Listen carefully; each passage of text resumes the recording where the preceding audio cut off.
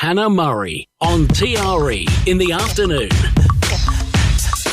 Good afternoon. Joining us on the line now is Welsh singer-songwriter, actress and TV presenter Charlotte Church to talk about her stunning retreat in Wales called The Dreaming. Recently named Wales Spa of the Year, The Dreaming is nestled in the spectacular surroundings of the Elan Valley in the heart of Wales. Welcome to the show, Charlotte.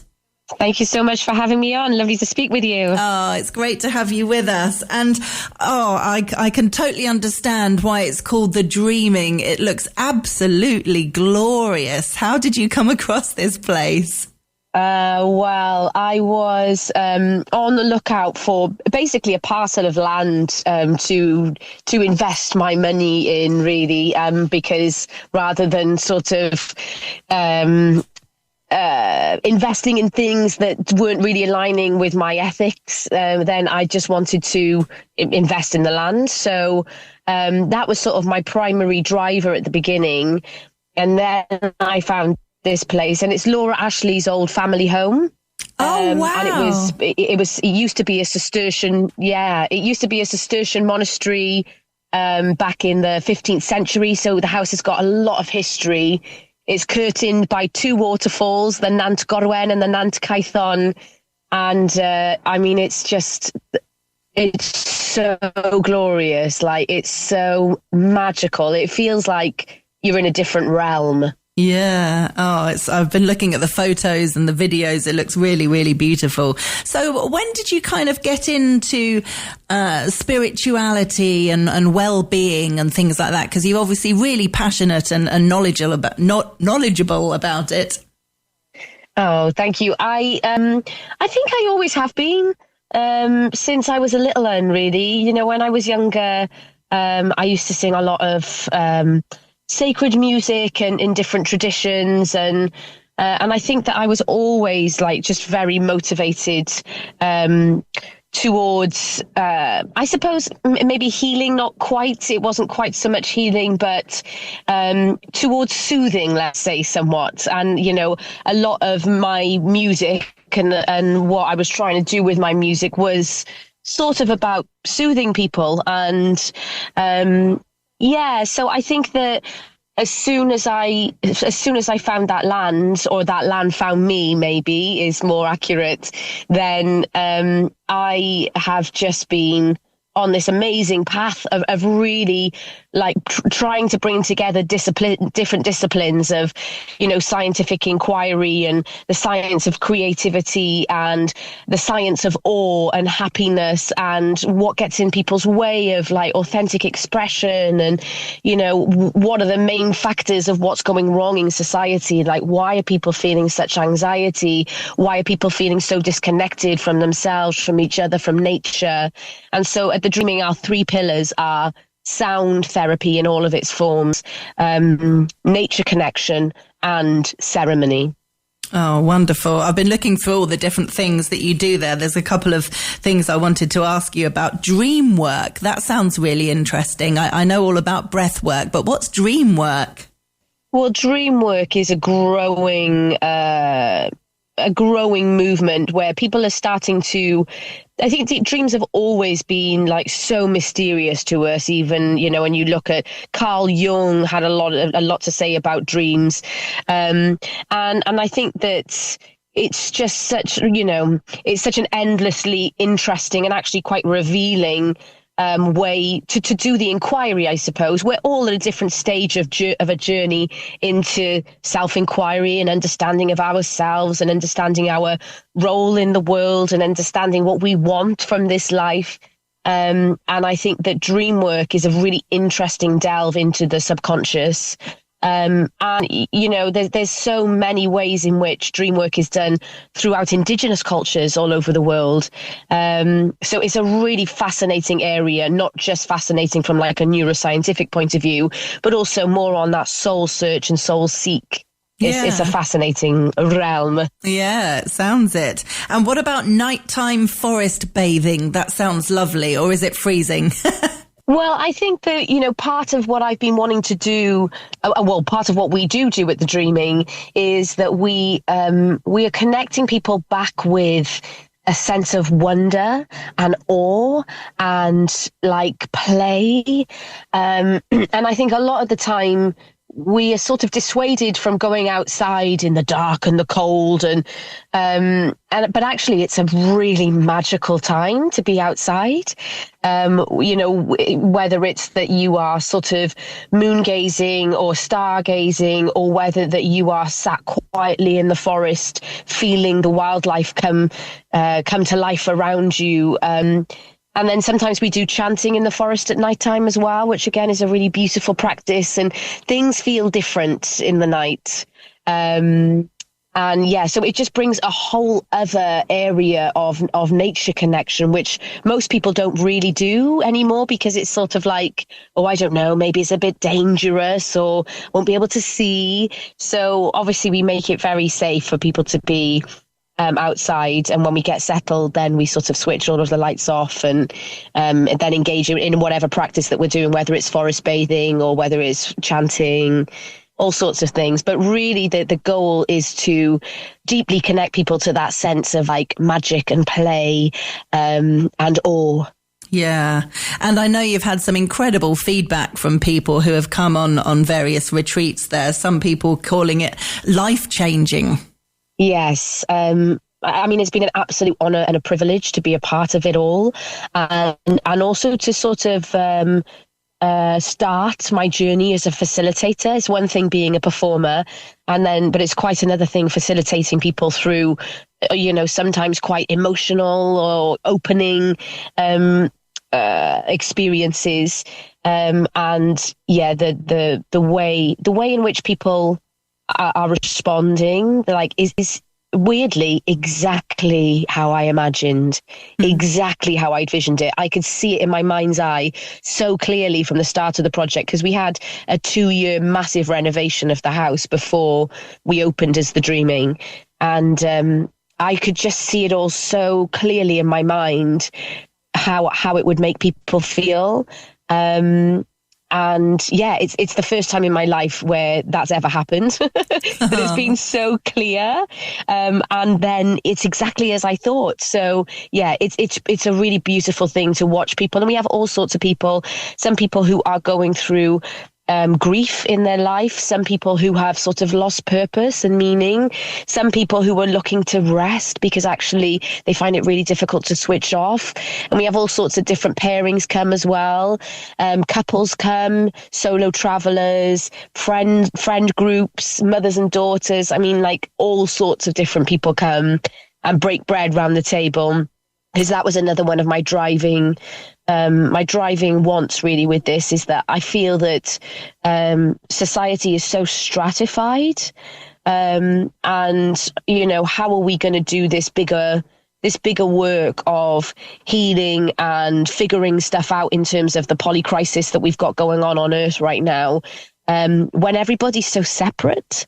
Yeah. And so it's got a really beautiful community vibe, and people make friends for life when they go there as well. Like, without fail, every single group that's been there has set up a WhatsApp group, and lots of them have become very dear friends who have then come back together. Oh, that's so which nice. Is really lovely. Well, it makes such a difference, doesn't it, being around like-minded people, and that can be, to do with any subject, whether it's a sport that you're interested in or music, but particularly I think with well-being and people that are looking to better themselves. If you're around people that are on the same kind of journey, even if they're in a different place in that journey, it makes a world of difference, I think. Absolutely. But also I see real difference. People are coming from all sorts of different lives and lifestyles at different ages. And I think that there isn't much integration. And actually, when we've got a group there of maybe 12 or 15 people, because people aren't that exposed to, and we're in an age of polarity right now, and an age where there is a lot of division, and it's quite another wonderful thing to watch happen, where people who are quite different are really, because you're in this like space of vulnerability and rest and openness, then the conversations that are had around the table, right, whilst we're all sort of eating together and feasting, and it's the sort of thing that I think that really does go some way to more unification, more connection, more understanding. And it's, as I say, it's just it's completely joyful as a facilitator to watch this sort of magic unfurl, when it seems, a lot of the time when we're on social media, we have this, that sense of division and that sense of separation and of violence is so strong. But then actually when you get people in a room together, who might be from different walks of life, who might have differing opinions, then there's common ground, there's always common ground. Yeah. One of the retreats you do, I just wanted to ask you briefly about, was the Song of the Soul retreat, because I know that was inspired by your own journey with voice and sound. It's not about singing for entertainment's sake. It's, got a spiritual side for it. Can you just explain that? Oh, absolutely. So, Song of the Soul is my signature retreat at the Dreaming that I do with my she's my best friend and my wonderful colleague, Deborah, and my husband as well. And it's a real journey into releasing the voice. And that can mean many different things. Releasing the voice in terms of singing and using your voice more confidently, but also what do you want to say in the world? Your voice is your main tool of manifesting the reality that you want. All of the manifesting stuff from the mind is wonderful, and people have been doing it for a long time, but to be able to say how you want things, or how you want things to change in your relationships, in your job, in your dreams, is such an important thing. And so many people are blocked, so many people feel so restricted. People feel like they aren't imaginative, or like they aren't creative. And singing is a birthright. Everywhere in First Nations peoples across the world, a huge part of the culture is singing. And we've lost that in the West. And I think that part of it is when music became, started to go into the courts in Europe, and, classical music and the theory of music, and having to be a really skilled musician and having to read music. Music in a way became intellectualized. But actually, I think personally, my personal belief is that it is one of our most prominent tools for healing. And healing as a collective, healing as individuals, whether it's about, omming and chanting, and science is just starting to catch up just with the power of using your own voice to heal your body, mind and spirit. So there's amazing scientific evidence now that's coming out about how sound and being able to create sound in your own body, by doing very simple things. It's not really advanced, skilled jazz, improvisational singing. That we do bits of that, actually. Brilliant. In Song of the Soul. But there's a lot of scientific evidence coming out now about the power of sound, and the power of sound in the role of healing the human spirit, really, and condition. Yeah. And does your kind of life in the public eye, and your all the amazing albums that you've done, both classical and pop, does it seem like a different lifetime? Does it seem like a world away, or are you still interested in that life and doing more of that in the future, do you think? Yeah, I'm a singer in my bones. That is the absolute core of who I am. And so actually this work really feels very it's threaded through everything. It makes total sense to me. It might not make very much sense from the outside. But, I've had a very varied career. I've also set up a free to attend democratic school in the forest in South Wales called the Awen Project.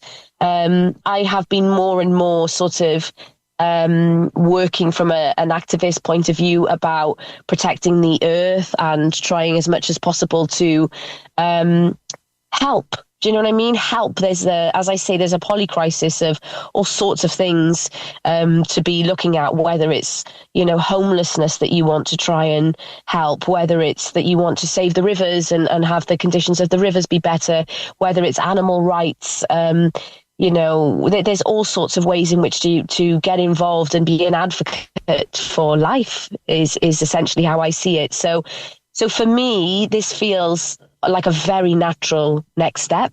Yeah. And also, I will always keep making albums and keep making music. But now, for me, it's in a slightly different context, because now I truly understand the power of it and the sacredness, if that doesn't feel sort of too far out for people, but the sacredness of music making. Yeah. And so, it all feels one in the same to me. Yeah, I get that. And looking back on your career thus far, we'll say, because there's obviously more to come, which is great. Do you have any particular highlights? Because as you say, you've done so much, not just in music, but TV presenting, acting. Have you got any kind of standout moments that you look back on and go, wow, I'm really proud of that? I think that I'm really proud of my advocacy for, different groups. I'm really proud that I broke from the mainstream in terms of my music. Because I basically made a series of EPs. I mean, this was a long time ago. This is like 10 years ago, but they were way more experimental. They're like, mad, avant-garde, R&B, prog, classical, total mashup of so many different styles. But that's just like, that's part of where I was at the time. And it was really experimental and exciting. And so I'm really proud of that, because it was a big risk. And it took some courage to be able to sort of break from the music industry and the sort of systems. But those systems are exploitative, and those systems aren't sustainable, and they don't really allow for full creative expression. And so, I suppose that's what I'm most proud of. I'm proud that I had the courage to try and be as authentic as I could. Yeah, absolutely. It's great that you've tried so many different things, though, and worked out what you enjoy, what you don't enjoy, what you feel works, what you feel didn't work. I mean, I'll be honest, I really enjoyed your album Tissues and Issues. I love Crazy Chick and Call My Name. I thought they were brilliant. Oh, thanks, love. Absolutely. So I hope you don't look back and think, oh, God, that wasn't me. On the path. Sorry, say that again? No, I hope you don't look back on that time and think, oh, God, that wasn't me. What was I doing? Because I think, as I say, I think it's great. Not at all. I mean, it's all part of the bigger weave, isn't it? Of I don't really regret anything, but I am. It was definitely a stepping stone on the path. Yeah.